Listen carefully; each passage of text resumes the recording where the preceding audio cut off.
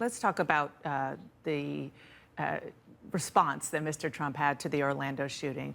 He said he would, quote, suspend immigration from areas of the world when there is proven history of terrorism, and also focused on the parents of the shooter who emigrated from Afghanistan. Does this mean that Mr. Trump is now in favor of a ban on all immigration from certain countries? He simply said, and the way I understand it and what I think, is that we should slow down. Let's have a pause and begin to analyze where the threats are coming from.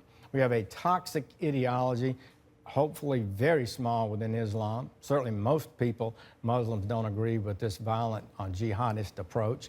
And we need to figure out a better way to identify that. We've written the president, Senator Cruz and I, months ago saying, give us a background of the 580 terrorists that have been convicted since 9/11 and see if we can't see a pattern so we can do a better job of blocking the entry of those. So slowing down, I think, is a good idea. What does that mean? Are you going to look specifically at certain countries? Are you going to look at certain religions? How would that actually work in practical terms? Then I think you look at background. Look at the countries where we have, of this 580 terrorists, about 95% or so are from Islamic countries. So, for example, give me some names of countries that you would look at first. Well, all I can tell you is the public data that we have indicate that there are quite a number of countries in that region that have sent a large number of people that have become terrorists.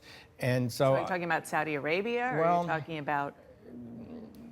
It all depends. A lot of it's on population. Iran. Like Pakistan has a number, people from Egypt, Syria, Iraq, Afghanistan, So you would Yemen. consider, and Mr. Trump would consider, banning immigration temporarily completely from those countries? Not completely. I mean, you got diplomats and business people have been traveling for a long time, but tightening up that, pausing on the normal flow here until we get a good data base that the administration has refused to give us and protect the American people. That's not unreasonable. You don't have a constitutional right to come to America.